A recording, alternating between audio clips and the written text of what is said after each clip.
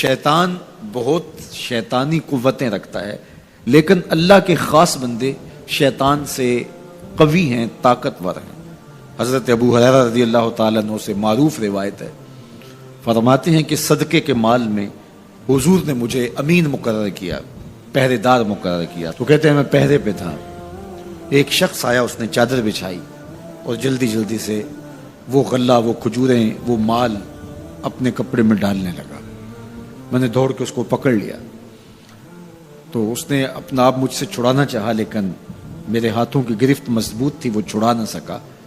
اس نے کہا کہ میں کثیر العیال ہوں، میرے چھوٹے چھوٹے بچے ہیں، تو بھوک نے مجھے چوری پہ مجبور کیا، میں کوئی پیشہ ور چور نہیں ہوں۔ کہتے ہیں مجھے ترس آ گیا، میں نے اس کو چھوڑ دیا۔ خیر رات گزر گئی، صبح ہوئی، حضور کی خدمت میں حاضر ہوا تو آقا کریم نے فرمایا کہ ما فعل اسیرک البارحہ، ابو ہریرہ رات والے چور کا کیا بنا؟ عرض کی حضور وہ بڑا مجبور شخص تھا کوئی، اور اس نے کہا کہ میں پیشہ ور چور تھوڑا ہوں، بچوں کی بھوک نے مجھے یہاں تک پہنچا دیا۔ تو حضور علیہ السلام نے فرمایا جھوٹا شخص ہے، اور سنو آج پھر آئے گا۔ کہتے اگلے دن تو میں طاق میں رہا، تو خیر وہ آیا اور اس نے چادر بچھائی اور غلہ اس چادر میں ڈالنے لگا۔ میں نے جا کے پکڑ لیا، تو اس نے کہا مجھے چھوڑ دے۔ میں نے کہا میں تو نہیں چھوڑوں گا۔ اس نے کہا کہ مجھے چھوڑ دے، منت سماجت کی اور بہت ترلے کیے، تو کہتے میرے دل میں پھر ترس آ گیا، میں نے پھر چھوڑ دیا۔ میں پھر حضور کی خدمت میں آیا تو حضور نے فرمایا ما فعل اسیرک البارحہ، رات والے چور کا کیا بنا؟ میں نے کہا حضور وہ آیا اور اس نے کہا میں کثیر العیال ہوں، مجھے پھر ترس آ گیا، میں نے چھوڑ دیا۔ فرمایا جھوٹا آدمی ہے، اور سنو آج پھر آئے گا۔ اللہ اکبر! جو ہو چکا وہ بھی حضور جانتے ہیں، جو ہونے والا ہے وہ بھی میرے حضور جانتے ہیں۔ یہ اللہ نے اپنے محبوب کو شان دی ہے۔ تو کہا آج پھر آئے گا۔ کہتے ہیں میں طاق میں تھا کہ وہ آیا، اس نے چادر بچھائی اور غلہ ڈالنا شروع کر دیا۔ تو کہتے ہیں کہ میں پھر پکڑ لیا۔ میں نے کہا آج تو نہیں چھوڑوں گا، آج تو جو حضور کے پاس لے کے جاؤں گا۔ تو جب اس نے ترلے کیے، منتیں کی، میں نے کہا نہیں نہیں آج تو کوئی بات نہیں چلے گی۔ ایک دن ہو گیا، 2 دن ہو گیا، اب تیسرا دن ہے۔ اس نے کہا ابو ہریرہ میں تمہیں ایک بات بتاتا ہوں، اگر تمہیں اچھی لگے تو مجھے چھوڑ دو گے؟ کہا بتاؤ۔ کہا کہ جب رات سونے لگو تو آیت الکرسی پڑھ لیا کرو، فجر تک تمہارے پاس شیطان نہیں آئے گا۔ کہتے ہیں بات بڑی اچھی تھی، میں نے اسے چھوڑ دیا۔ حضور کی خدمت میں پہنچا تو پھر فرمایا وہ رات والے چور کا کیا بنا؟ میں نے کہا حضور اس نے مجھے یہ وظیفہ بتایا۔ حضور نے فرمایا بندہ تو جھوٹا ہی تھا لیکن بات سچی بتا گیا۔ اور پھر فرمانے لگے ابو ہریرہ جانتے ہو وہ 3 دن جو آتا رہا وہ کون تھا؟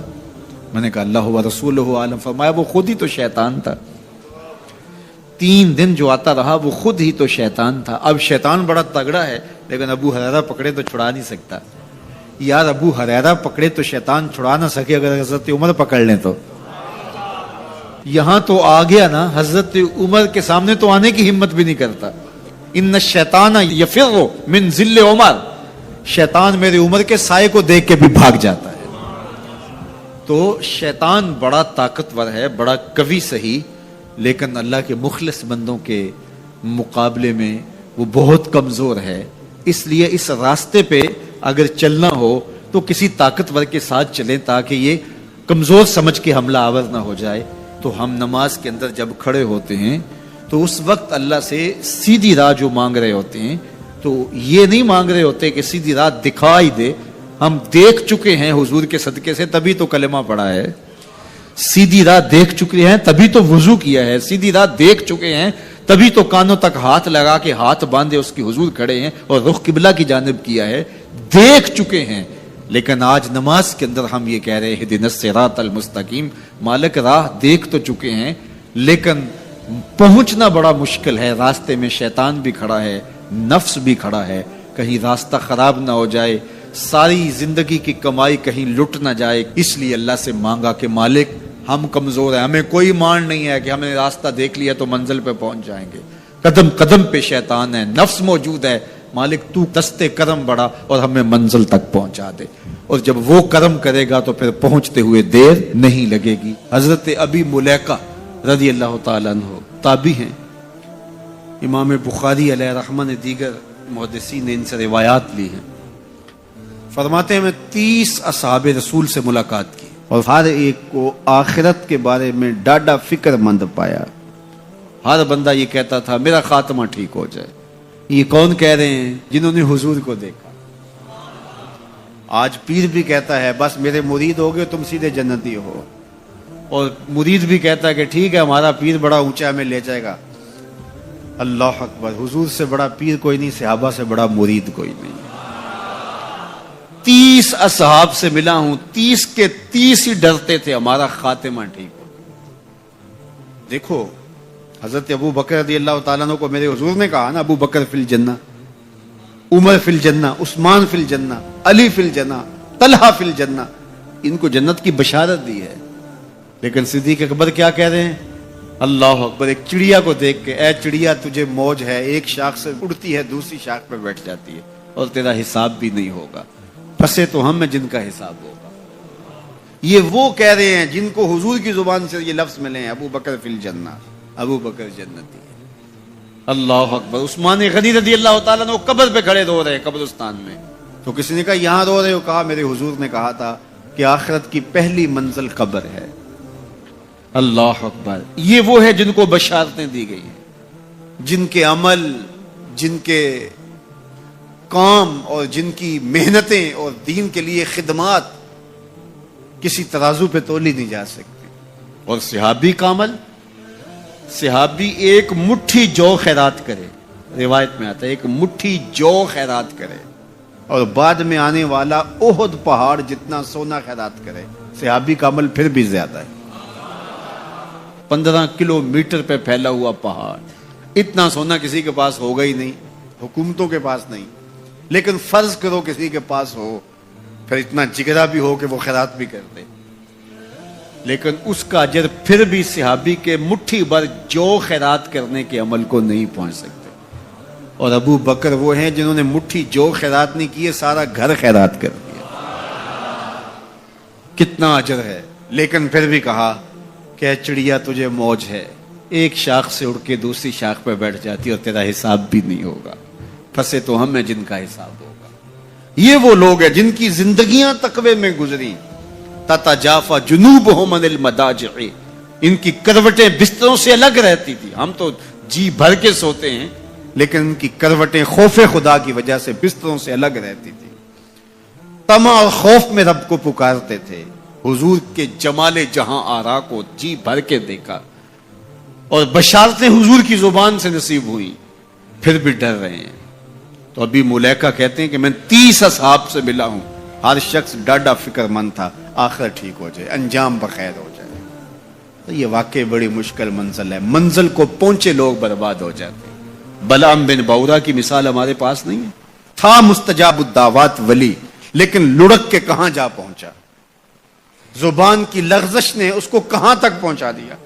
پھر زبان لٹک گئی اور کتے کی طرح مٹی چاٹتا تھا. اور قرآن نے کہا مثلہ کمثل الکلب، اس کی مثال کتے کی مثال ہے. اسی لیے میاں صاحب بولے پڑھنے اتے مان کرینا تے نہ آنکھی میں پڑھیا. پڑھنے اتے مان کرینا تے نہ آنکھی میں پڑھیا، او جبار کہار صداوے متا روڑ دیوے دودھ کڑیا. جب تک یہ یقین نہ ہو کہ میرا انجام کیا ہے، دھڑکا لگا رہے، ڈر لگا رہے، یہ مومن کی زندگی ہے. ہر وقت خوف طاری رہے، یا اللہ میرا انجام ٹھیک کر دینا. رنگا رنگ سہیلیاں پرن کڑے، پر پریا اسدا جانی جس دا توڑ چڑھے. کہاں کہاں پہنچے لوگ. یہ خود عزازیل شیطان چپے چپے پہ اس نے سجدہ کیا تھا، حتیٰ کہ مقبول بارگاہ ہو گیا. زمین کا کوئی کونا نہیں تھا جہاں پر اس نے سجدہ نہیں کیا تھا. عبادات اتنی کی، اللہ نے مقبول کر لیا. بیت المعمور کا امام بن گیا. اللہ اکبر. فرشتوں کا استاد بن گیا، معلم الملکوت بن گیا. جن ہونے کے باوجود فرشتوں کا امام اور مقتدا بن گیا. لیکن ایک لغزش نے کہاں پھینکا. قیامت تک لعنتیں برس رہی ہیں. اس لیے جب تک انجام بخیر نہ ہو جائے اتنی دیر تک دھڑکا لگا رہے. یہ مومن کی زندگی. کسی نے حضور کو سلام دیا تھا کہ یہ سلام اپنی امت کو دے دینا.